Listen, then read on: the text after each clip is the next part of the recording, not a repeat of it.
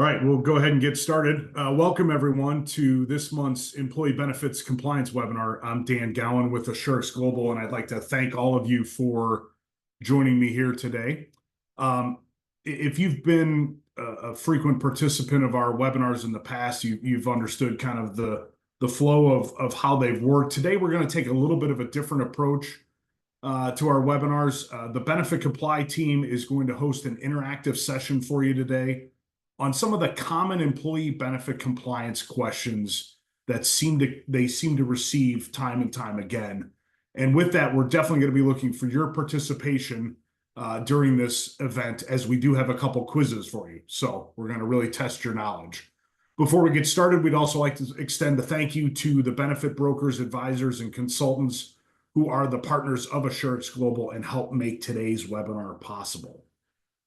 As always, we do welcome your questions. If you have any questions at any time during the presentation, we ask that you submit them using the Q&A function that you can find at the bottom of your screen.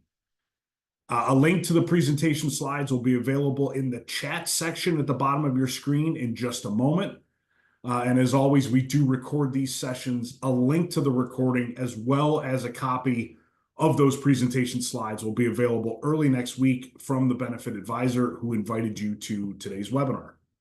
And with that, I'm going to welcome our presenters. We've got a whole host of people joining us today for Benefit Comply. We've got their all-star team. We have Regan Debin, who's principal, David Flotten, who's senior consultant, and Delaney Callahan and Amanda Olim, who are both consultants with the Benefit Comply team. With that, Regan, I'm going to turn it over to you. All right, thanks, Dan. And thanks, everyone, for joining us. We're excited to give this a try. Just a little bit of different flavor of taking you through lots of different topics. Some of you may know some of these well, and others we hope you're not as sure. And this gives you something to kind of think on, or that maybe you've been confused on, and we can provide some clarification. But we really are going to ask you to participate throughout today. We're going to take you through a series of different questions and allow you to pick the answer. I want to let you know that it is anonymous. We will not know which of you got it right or wrong.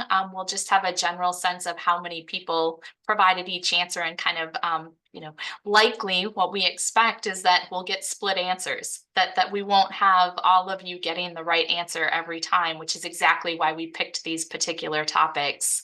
The other thing that we're going to do as we go through today is we do have a few true polls where if we want to ask you about your practices related to some of the compliance topics that we're going to ask, and there really aren't any right or wrong answers to those polling questions. We're just trying to get a better sense of what you've chosen to do in your benefit offering, and that will hopefully be helpful information to the rest of you as well. So those polls and quiz questions will pop up in a separate window for you as we're going through today. You can certainly kind of move that to the side so that you can still see the slides, or you can close it out between different questions and polls, and it will reappear each time we launch a new one. So either way, you won't be able to use the chat functionality, but even throughout, if you have any questions or comments that you want to send in to us, we'll be watching the Q&A function as well. So go ahead and use that as we're going through today if you want to. I believe that the handout has been made available via the chat function. We encourage you not to cheat. The answers are actually in there. So if you want to wait to take a look at that, as you're going through, I know a lot of times many of you pull those up and kind of follow along, but maybe you want to pull them up and just download them and throw them to the side to make it a little bit more fun to participate today. But with that, I'm going to go ahead and turn it over to Delaney, is going to kick us off on the first question. Amanda, that you're up. I'm sorry, Amanda, and I didn't even start us off appropriately. So no, I'm sorry. Amanda is kicking us off today. Delaney will be jumping in later. No problem. All right. To start us off, we are going to talk about Medicare Part D, and specifically Medicare Part D creditable coverage. So we're just going to start you off with the question. Typically, we kind of do it the other way, where we provide you the background and the rule, but we're going to start you out with the question. Like Regan said, try not to cheat. Here it is. Who is responsible for determining whether an employer-sponsored prescription drug plan is creditable and notifying plan participants? So the options are the insurance carrier, the TPA, the plan sponsor, or CMS. All right. Go ahead and submit your answers, and I'll give you a little bit of time to do that. So CMS, of course, is the regulatory agency responsible for administering Medicare.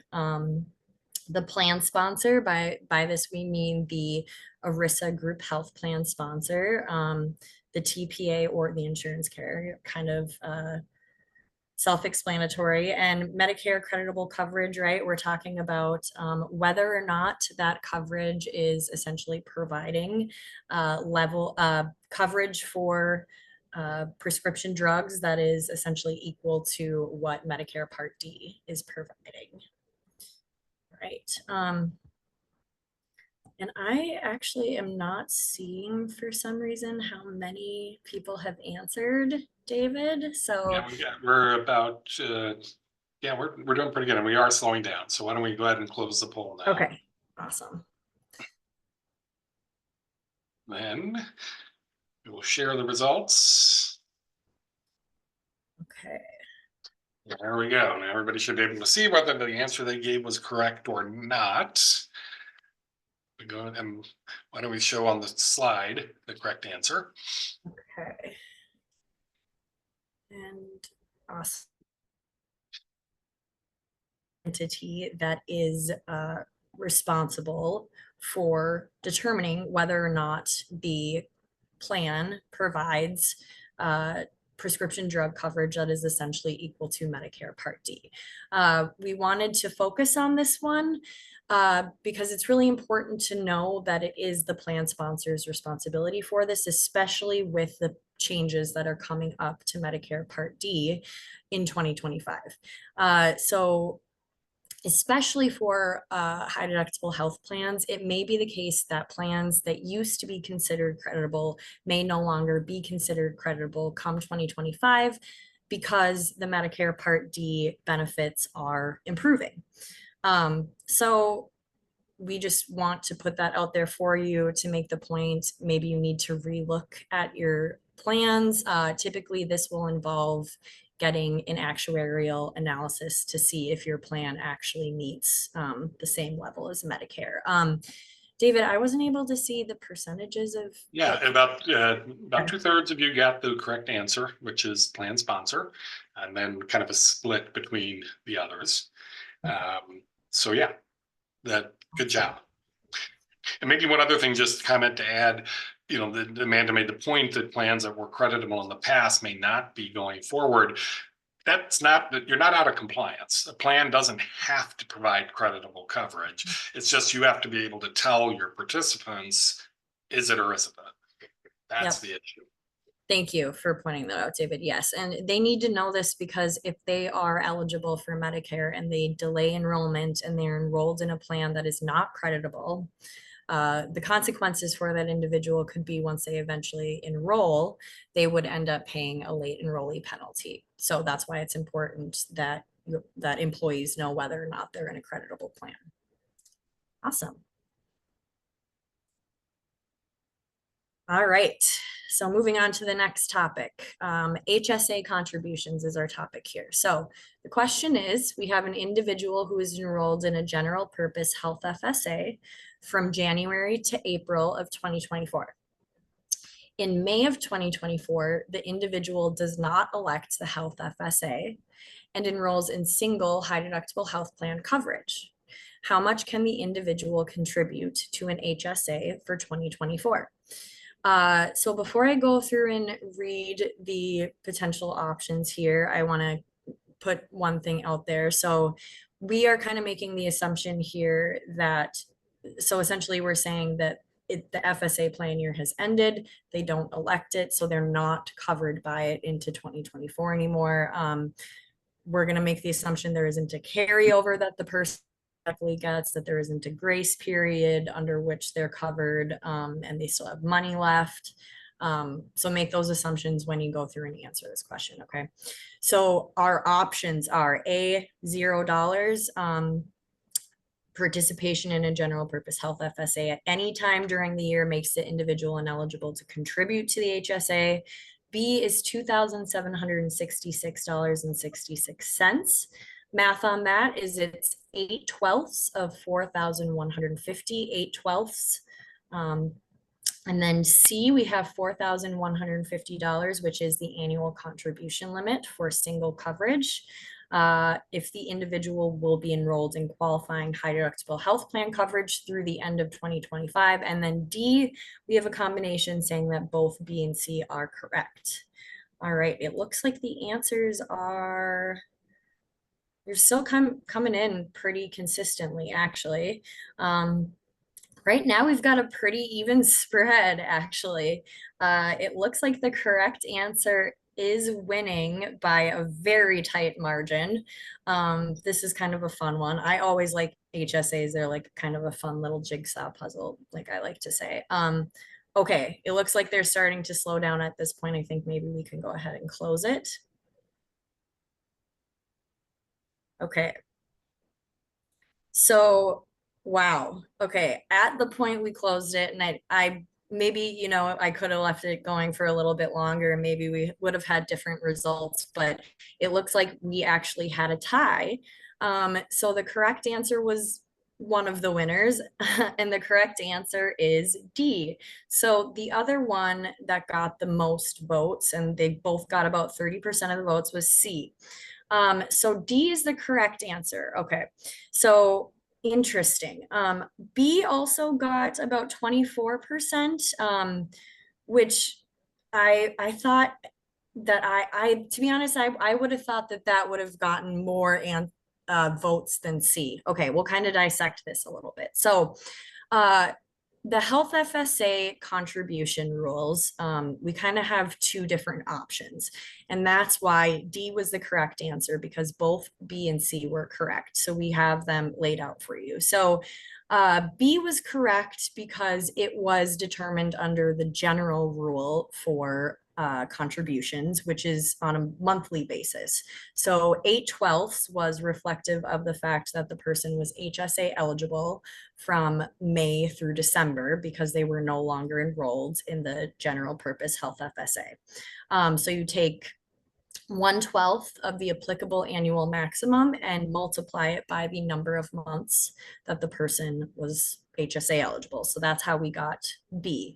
And then C was under the full contribution rule. So this rule is actually dependent on what happens after the end of the current plan year.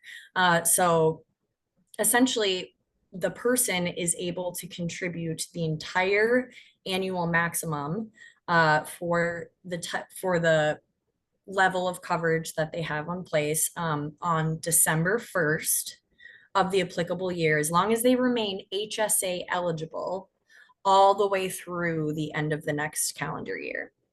It's important to point out for this rule and for HSA contributions in general, we're talking about a calendar year when we're talking about what we're not worrying about when the plan year ends and begins, right?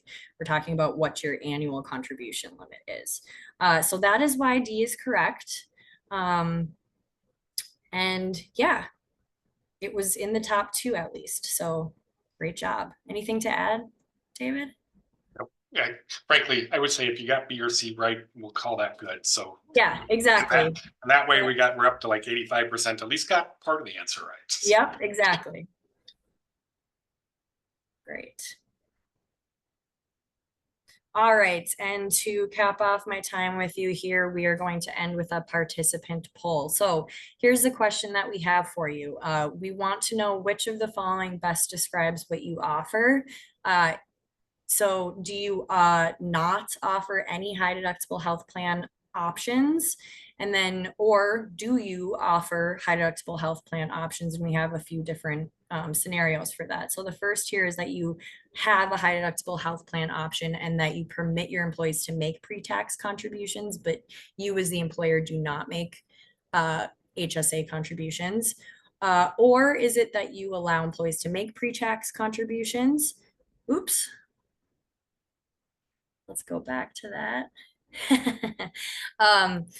You allow your employees to make pre-tax contributions, and you make contributions also as the employer, but only if they are enrolled in your high deductible health plan.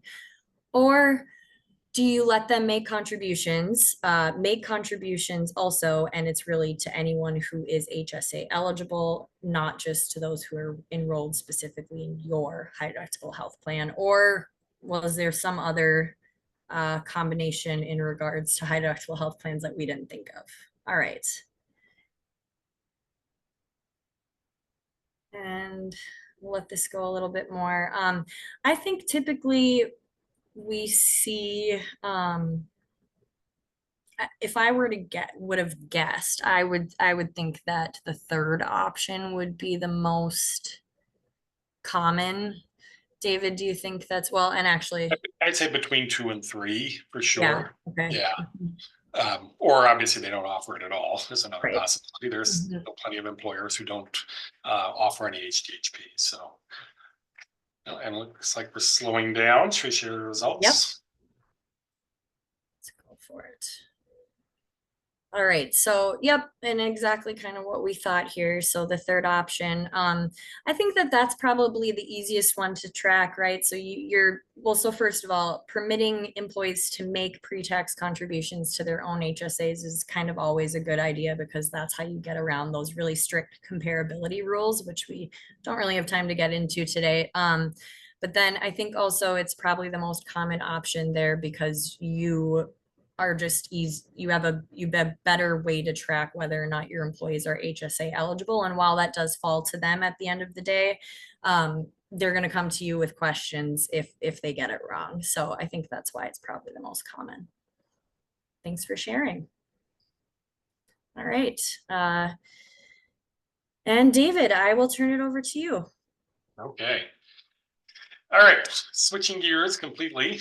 COBRA and health flex spending accounts. So which of the following statements is true about an employer's obligation to offer federal COBRA continuation on a health FSA? We got 4 options for you. An offer of COBRA is required for a health FSA for 18, 29, or 36 months, just like regular COBRA. An offer of COBRA is not required for a health flex spending account at all. An offer of COBRA is required only through the end of the current plan year and only if the health FSA is underspent. And lastly, we've got an offer of COBRA is required for general purpose health FSAs, but not limited purpose health FSAs. We don't have any tricky A or B or C answers. It is one of those is correct. So I'll give you a few more seconds to answer that. And I realize for those who don't have an FSA, this one might be a little harder than normal, but take a stab at it anyway. Any predictions, Delaney? What do you think people are going to answer? I think the common misconception. I was about to give away the answer, so I'm no longer going to share my prediction. Oops. Oh gosh. We'll see. By the way, thank you guys for participating. And we're getting lots of input here, so apologize that it makes it. We do have to sit here a little bit sometimes, but we are getting good results back. So, all right, I think we've slowed down. So, drum roll, please. So Delaney is right that the number 1 answer was the most common misconception. So the correct answer is C. That it is required, but only if the account is underspent, and then only through the end of the current plan year. But the number 1 answer was B, that we don't have to do COBRA at all, which, as Delaney said, unfortunately, that is a common misconception. Health FSAs, they are health plans, and so they are subject to COBRA, but most of them are also what we call an accepted benefit, which is why we're allowed to take advantage of these 2 kind of special limiting rules, which is why C is correct. And what we mean by underspent and overspent is what we're looking at is how much money has the employee put into the FSA through payroll deductions, and how much have they gotten out in terms of claims. If at the time of the COBRA event, usually termination, if the person has put more money in than they've gotten out, that's underspent, and you have to offer COBRA. If on the other hand, they've taken more money out than they put in, that's overspent, and you wouldn't have to offer COBRA in that situation. I will say if you have a carryover or rollover provision, that underspent, overspent determination is a little more complex than that, but that's the basic gist of it. Okay. So yeah, don't overlook that. If you do have an FSA, you do have to offer COBRA, at least in some circumstances, for that. People I'll say too that for those that do need to offer it, we say that's only the end of that current plan year where they do have that COBRA qualifying event. That would include any grace period too, though, that goes beyond the plan year, because that's really just an extension of that plan year. So, and the reality is almost nobody elects COBRA on a health FSA, but right. you are still required to do it. So, okay, let's try to take a look at the next one then. And here we're going to take a look at non-discrimination, and there's lots of different non-discrimination tests, but here we're focused very specifically on the cafeteria plan, or the 125 non-discrimination rules. And the question then is, when benefits are made available on a tax favored basis, that is, they're paying pre-tax through the cafeteria plan, which of the following will not be a problem under the 125 non-discrimination rules? Now, I will say there is one correct answer that will not be a problem. I don't want you to think that that means the other three are always a problem. That's not what we're suggesting. We're just saying that there is one particular plan structure here that is not going to raise an issue under the 125. Okay. Yeah, only one answer here would not throw up red flags that we should perform testing, make sure. Yep. And lots this slower topic on this one. yeah. People are hesitating on this one. Yeah, I hear you. And that makes sense, because like we said, these are common employee benefits issues, and we get this one all the time, and sometimes it's, you know, the asker doesn't even know that this is what they're asking, because the question is always, can we separate employees this way, or can we give this group this benefit or that benefit? And it'll always come down to maybe depends on the non-discrimination rules. Right. All right, I'm gonna give it a few more seconds. There's kind of a little burst of activity here, and then we'll shut it down.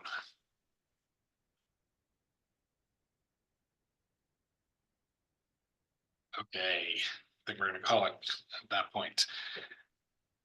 Okay, well, you guys, the majority of you, well, at least the most popular answer is in fact the correct answer, which is C.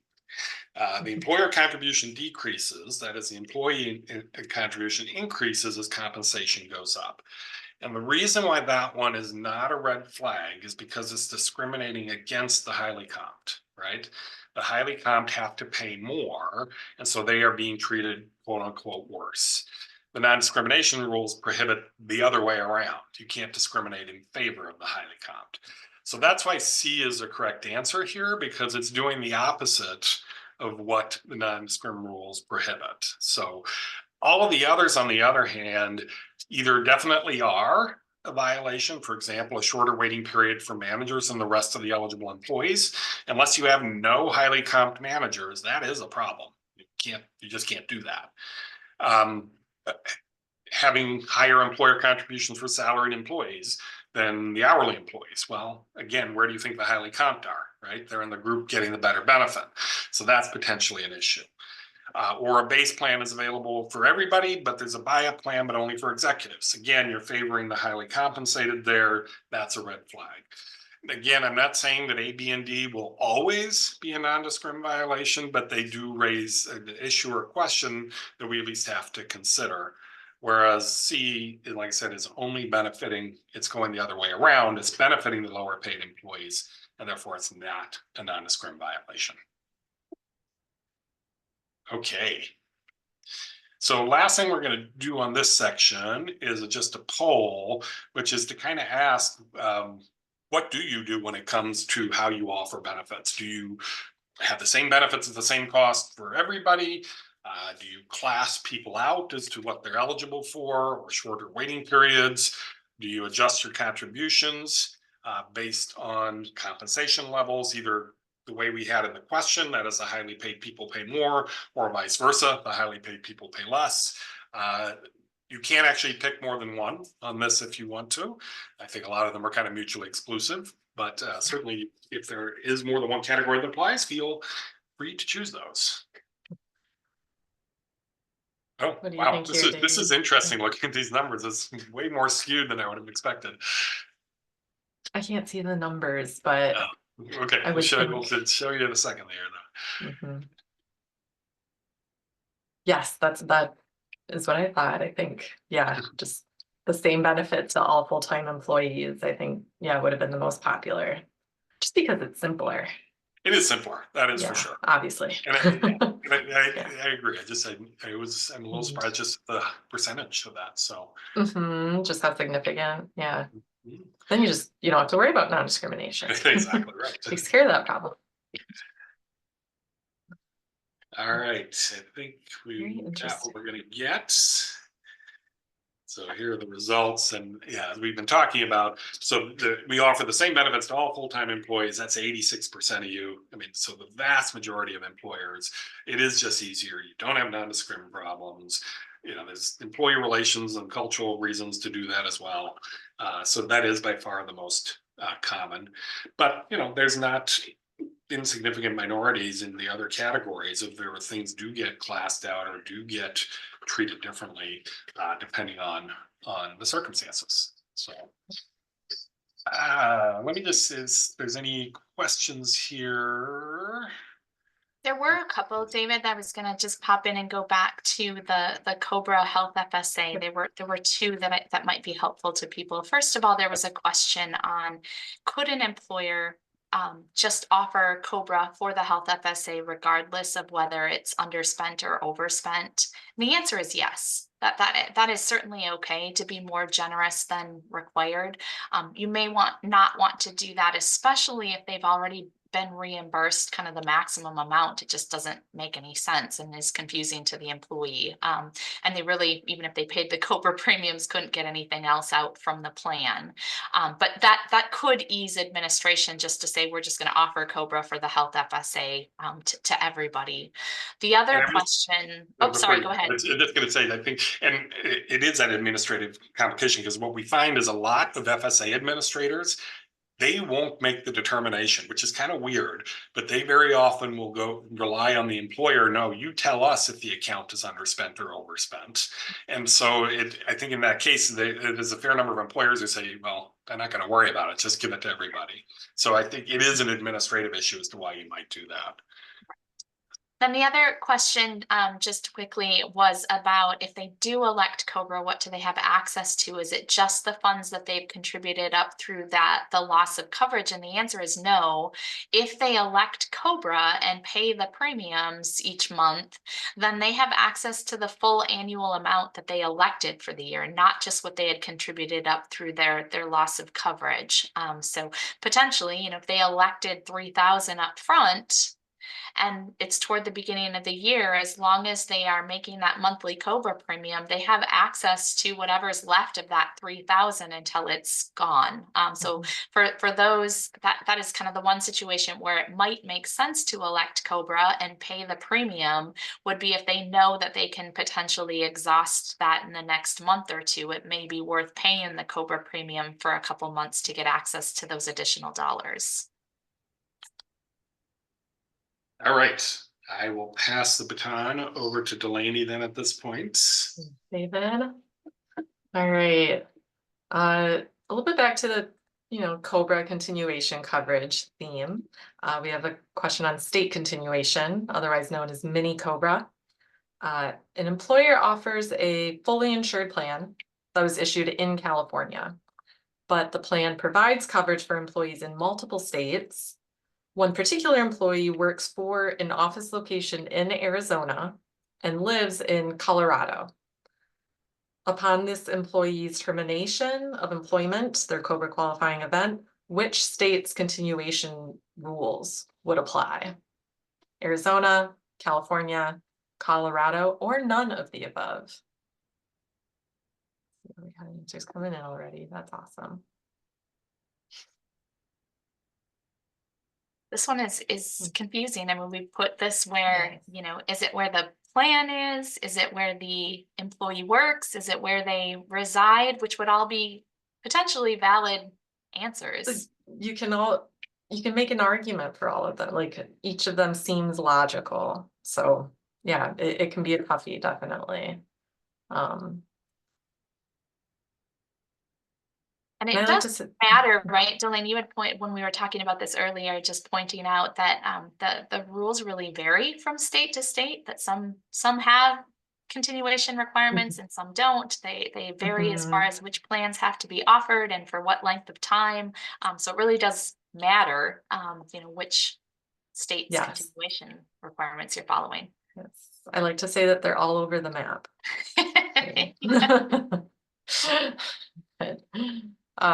Now that we've gotten the corny joke out of the way, I think we can close the poll out and see. And all right, it looks like a pretty even split, particularly between California and Colorado. The correct answer is California, where the plan was issued. So it will only matter where the plan was actually issued for fully insured plans. That's the only state law that would apply to it. And so state continuation requirements fall into that. And that's where we get that. It does not matter where the employee or the employer works or lives. Something that we found is a source of confusion here is that a lot of employment or HR laws are based around where that employee lives or works. And so, you know, that's the mindset for a lot of employers. But when it comes to continuation coverage, state continuation requirements, it will only matter where that fully insured plan is issued or which state. So you could end up with an employee who lives in Colorado, but is receiving continuation coverage under California law. Okay, next, flipping the script again to affordability. This will be the concern for any applicable large employers on the call that may recognize this affordability calculation for a rate of pay safe harbor. Assume a September through August plan year. Employee earns $18 an hour in September 2023, so the beginning of the plan year. And they get a pay increase in January 2024 to $20 an hour. Which of these calculations is the correct one to use to determine affordability under the rate of pay safe harbor if this employee has 145 hours of service in April 2024? I'll open that poll up. Awesome. This one, you've thrown them lots of different pieces, Delaney, because we've got a non-calendar year plan and we've got an employee who had a rate change mid-year and then an employee that is working kind of more than the required, you know, or standard 130 hours of service per month. So a lot of curveballs.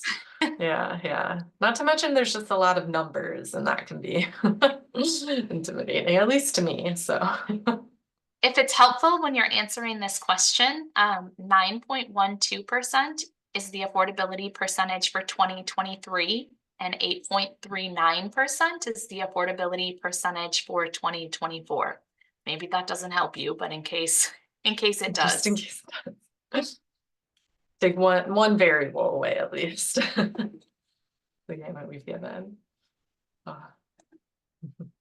Just over and over, it's you're proving us right. We've got, it's almost a fourth of you for each of the answers. So just that honestly, we get variations on this particular question around non-calendar plan years and changes in pay and which affordability percentage do we use. A little bit unfair for us to throw all three into one, but this just is a place that commonly confuses employers And the rate of pay is a really common safe harbor. We find that a Right. lot of employers are using that one. It's pretty straightforward and predictable for you to understand who the coverage is affordable and not. So this is one that we commonly see be used.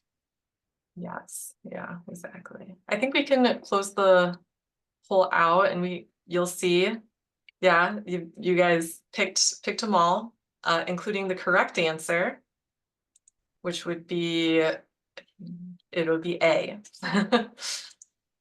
So A is the correct answer. Let's look at each piece. For the rate of pay, or the hourly rate, you need to use $18 an hour, because that is what you use, the hourly rate of pay that the employee had at the beginning of the plan year, unless there's a decrease in their hourly rate throughout the plan year. So this employee experienced an increase during the plan year, but it doesn't matter, you can ignore that.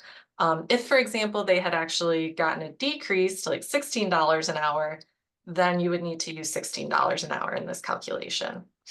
130 hours of service, you will always use 130 hours for the rate of pay safe harbor. And that's because 130 hours is what the ACA uses to define a full-time employee. So you'll always use 130 hours regardless of how many hours that employee actually works for that month. And then lastly, the affordability percentage, it will apply based on the plan year, or when the plan year begins. And so since this plan year began in 2023, you'll use the 9.12% affordability rate to calculate this rate of pay safe harbor. So, yeah. All right, and we've got a participant poll based on affordability.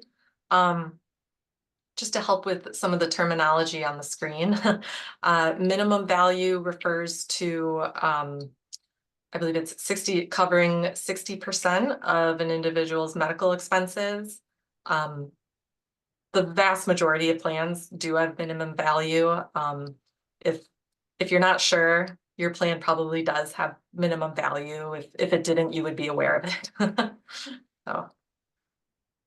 It is also specifically stated in the SBC. So if you're not 100% sure, that's part of the standard template. So if you take a look at your summary of benefits and coverage, a couple pages in, it answers, it asks the question, does this plan provide minimum value? And there should be a yes or no there. But Delaney's right. Most group health plans do provide minimum value other than the kind of skinny, limited only or preventive only medical plans.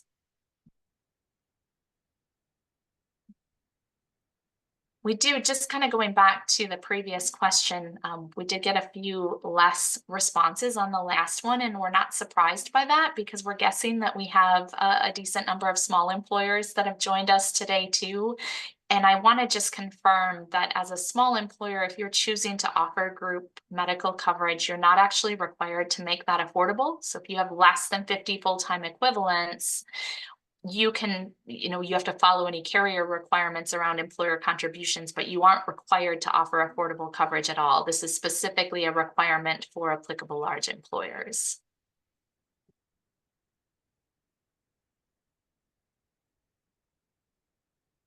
So we got a few responses coming in, and okay, I think we can shut up the poll at this point. And yeah, there's a clear winner, a more popular option, which is most full-time employees are offered minimum value coverage that is affordable. I would just point out that for some employers, it can make sense to offer coverage that's unaffordable for some of their lower paid employees, just because the potential cost of any penalties actually might be lower than what it would cost to cover those lower paid employees, or what it would cost for the higher employer contribution for those lower paid employees. Great. And we're in the home stretch. flipping to me for the final couple of questions, and I think we have one more poll for you. So just want to thank you for your participation so far, and keep it up. You're doing great. So the next one I want to touch on are Medicare secondary payer rules, and these rules are all about for individuals who are both eligible for Medicare and eligible for an employer-sponsored group medical plan. If they enroll in both, which plan is the primary payer and which is the secondary payer. And we have these rules that tell us based on whether it's age-based Medicare or disability-based Medicare, or that ESRD there in the third answer is end-stage renal disease. That's what that applies for, or what it stands for. Those are the three different ways that you would typically qualify for Medicare. So depending on what type of Medicare it is and the size of the employer and the type of coverage, there are rules that say this is when Medicare would be primary and this is when the employer's group health plan would be primary, and that's what we're getting at with this question. So our question here is, Medicare is the primary payer in which of the following scenarios? Or said differently, the employer's group health plan is the secondary payer in which of the following scenarios? So the first one is a retiree on retiree plan of the employer with 500 employees. The second is a disabled dependent of an employer with 75 employees. The third is an employee with ESRD in their third year of receiving dialysis. And then the final is a all of the above. Ooh. We have a clear Amanda, winner. they weren't done. We they're coming out in full force, and that you are doing very well. We've got over 70% of you so far that have answered, that have gotten the right answer. I was wondering if you were going to give it away that early for some of them. Yeah, awesome. This is good. I wonder if we had structured the question to kind of work the other way, if we would have That's harder. Correct. Yeah. Because, maybe want to assume that in most cases Medicare will be primary. Right. All right. I think we can go ahead and close out the poll here. Now that I gave it away. Yeah, right, right. And of course, we all know on those multiple choice answers when it's like all of the above, right? That's more often than Good not. things. Yep. Not always, sometimes. But that is the correct answer. In all of these situations, Medicare would be the primary payer.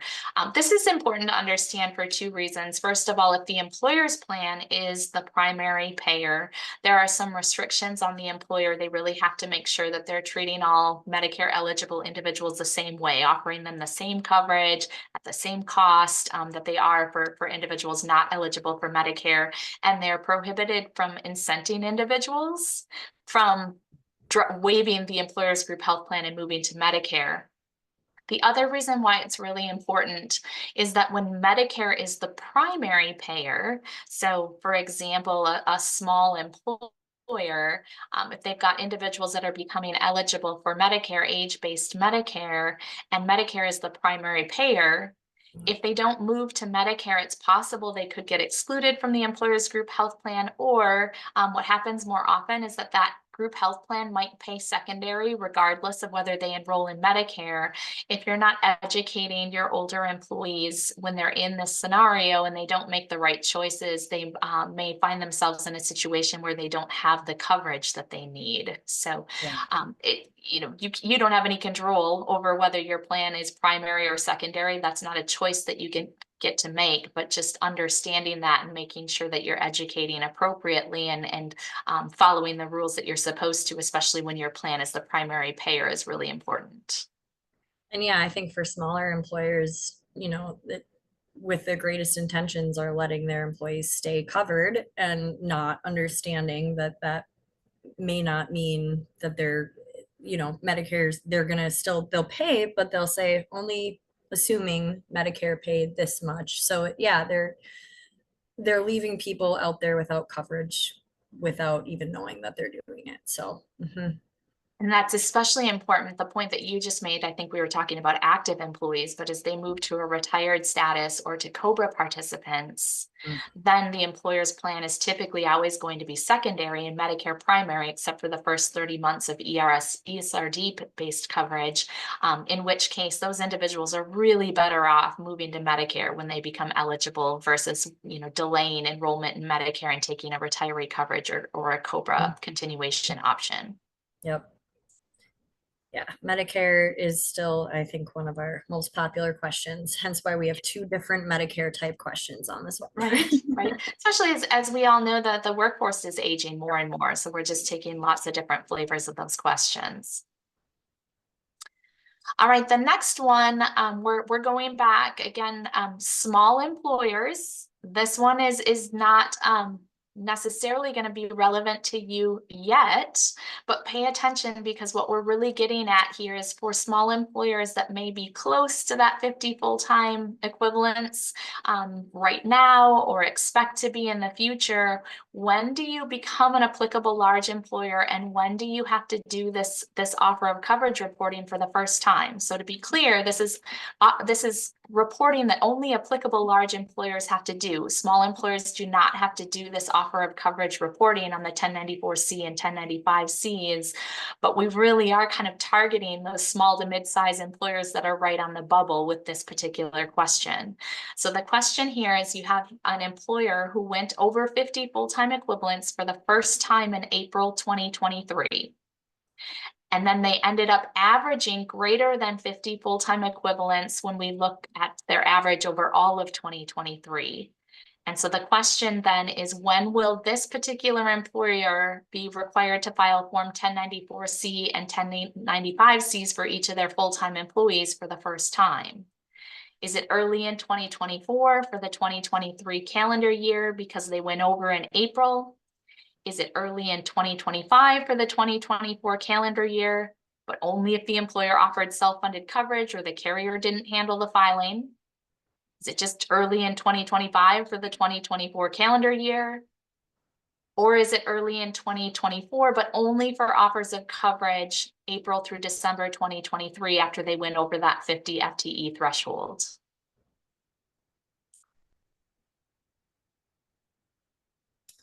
Yeah. All right, this one's pretty split.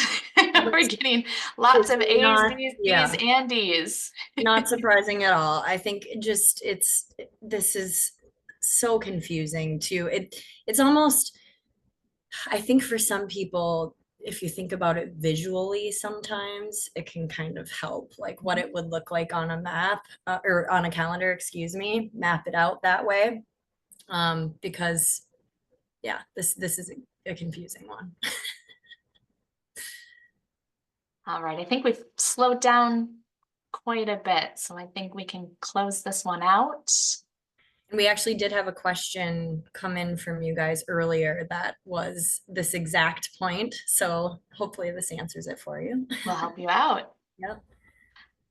So approximately, well, it was actually 25%. 25% of those of you who answered correctly answered C. It's early in 2025 for the 2024 calendar year, and then we kind of had a split. The rest of you were primarily A or D, and a few of you B.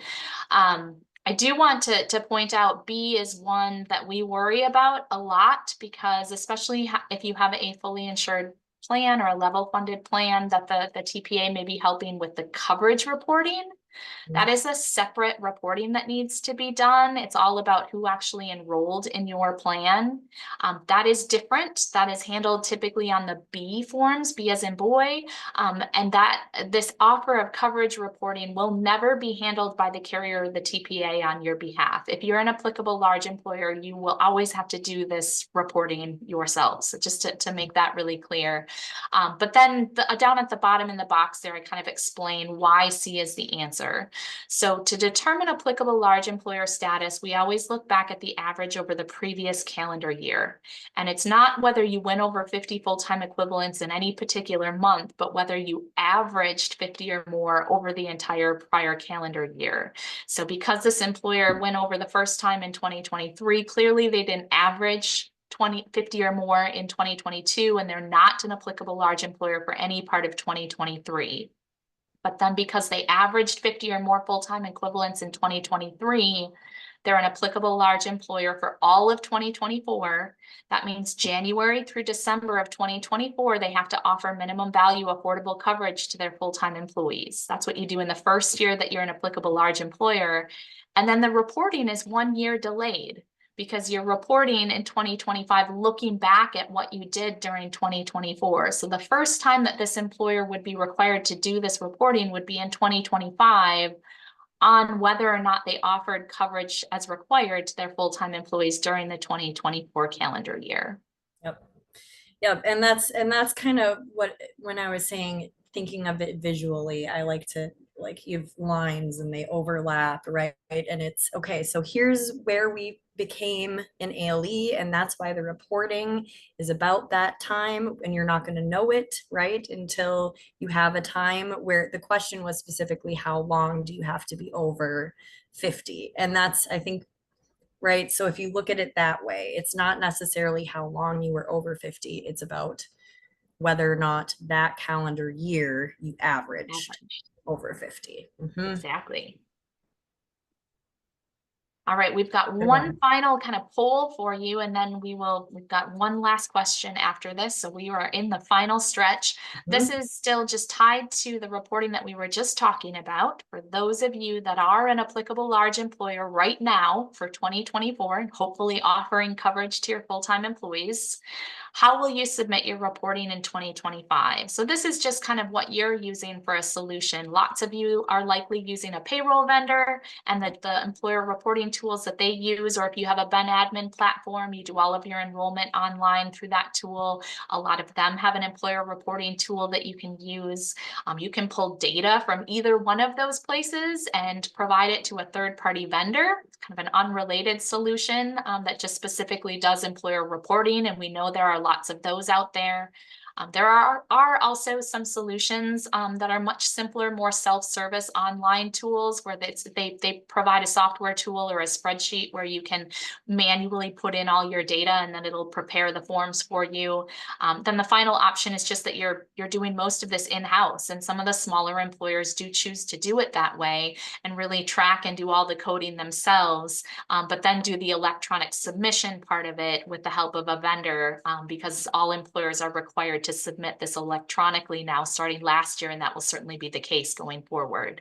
And then of course, just understanding if you're not an ALE at all, just for pure numbers sake, today, letting us know that. Yeah. I thought it was interesting the way that they decided to make everyone subject to the online reporting tool instead of just saying it like that. Tied it to the total number of IRS submissions, where just by virtue of the fact that you are an ALE, it's gonna be Right. You're always gonna have to electronically submit. Right. All right, thank you. We can close that one out and share the results. It does look like the majority of you are using your payroll vendor, followed by the Ben admin platform. Not surprised by that at all. And then kind of a mix as far as the third party, standalone or self-service. And as we expected, there are a handful of you that are doing this in-house, with kudos to you. That's a decent amount of work and education to kind of understand and do that each year, but certainly possible. So thank you for that. All right, and final question today. This really is probably our #1 volume question. This is really focused on mid-year election changes. So employees coming to you and asking, can I add coverage mid-year? Can I drop coverage mid-year?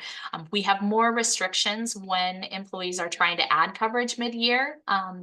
Carriers and employers, plan sponsors don't want individuals just coming and jumping on the plan because they've got medical service coverage coverage needs that they want to jump on. And so the rules only have a few different scenarios that would require the plan to allow people to newly enroll or to add dependents to the plan mid-year. And that's really what this is getting at.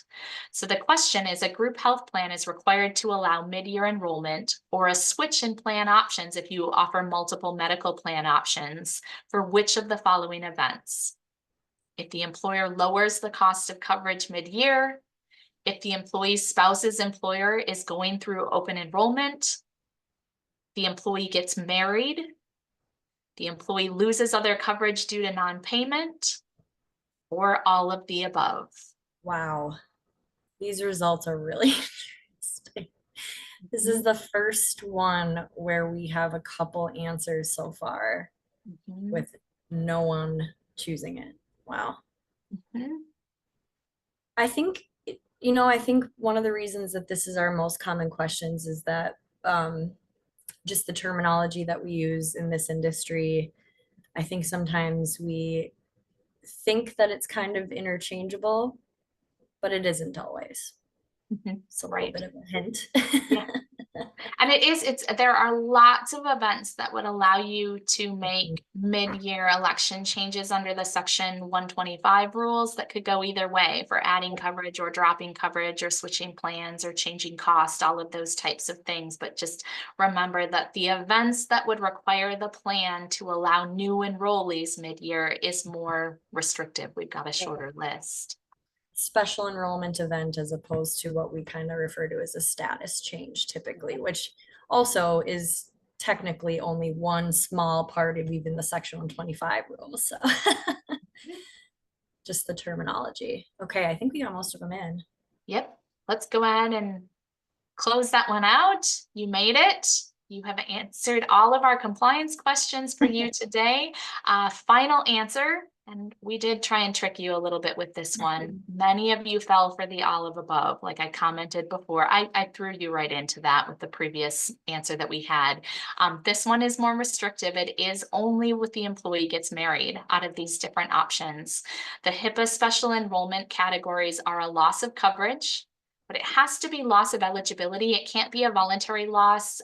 For example, just choosing not to re-enroll during open enrollment or choosing not to make payment. And so the coverage gets terminated due to non-payment. That doesn't count. It has to be a loss of eligibility. Acquisition of a new dependent through marriage, birth, or adoption is the second big category. And then the final one doesn't come up super often, but in some states, the Medicaid or CHIP subsidies, instead of for individuals who qualify, giving them coverage directly under the state-run plan, the state will instead contribute toward the employer's plan. And so if they qualify for that or are approved for that subsidy, it triggers a HIPAA special enrollment right so that they can jump on the employer's plan and take advantage of that subsidy. So more often than not, if someone is asking to add coverage for themselves or any of their spouse or dependent mid-year, you're looking at, was there a loss of coverage or was there a marriage, birth, or adoption? And if it isn't yes to one of those two things, they may have to wait until the next open enrollment to jump on the plan. And plans can certainly be more generous than required, but you have to coordinate that with the carrier. The carrier may not allow that either. They may hold pretty firmly to this. So changing cost of coverage mid-year, the spouse going through their own open enrollment or losing coverage due to non-payment, none of those would fall under that loss of coverage or marriage, birth, or adoption. So that C is the only answer there. Yep, I don't think that we'll probably ever stop taking this one, but also because of all the different kind of flavors that fall within even this question, right? So who can enroll each time something like that happens is one that we get too. Right. So, but yeah, and whenever we get the question, unfortunately, we can't just say, well, here's the answer, because it does depend on what your Section 125 document says, like Reagan said, what the carrier has agreed to provide mid-year enrollment. So yeah, glad that we ended with this one. All right, and that is it for today. I want to thank you all so much for participating. This was kind of a new way to go through this for us. kind of fun, a way to take you through lots of different topics. We hope that some of these were helpful to you. Of course, if this just made you think, I don't understand that, or I've been thinking about that all wrong, that's a perfect opportunity to reach out to your broker advisor that invited you here today and get some further assistance from them. But with that, I will go ahead and turn it back over to you, Dan. Awesome. Thank you, Reagan. Thanks, Amanda, Delaney, David, the whole team. Really appreciate that. Great content as always. To our attendees, we certainly appreciate your participation in all of the questions. And we really hope that that was a kind of a different and fun way to try to learn some information and some material that, quite frankly, is really difficult and really challenging. And all of the speakers, including myself, we've been doing this for a long time, and it's hard to keep track of. So hopefully that was helpful, and we're glad that you could join us. As always, we recorded the session. A link to the recording will be available early next week from the advisor who invited you. They will also have a copy of the presentation that will include the quiz answers. So in case you didn't write them down, that presentation will have those answers in there as well. So reach out to them for that as well. We'll also turn probably some of these polling questions, as we always do, into our market check surveys. Those will be available from your advisor as well. If you had a question we didn't get to today, please also reach out to that advisor. They'll certainly be able to assist you. We thank them again, who are the partners of Assurex Global, for making our webinar possible. And that concludes our time. Thanks for joining us. We hope you have a wonderful rest of your day.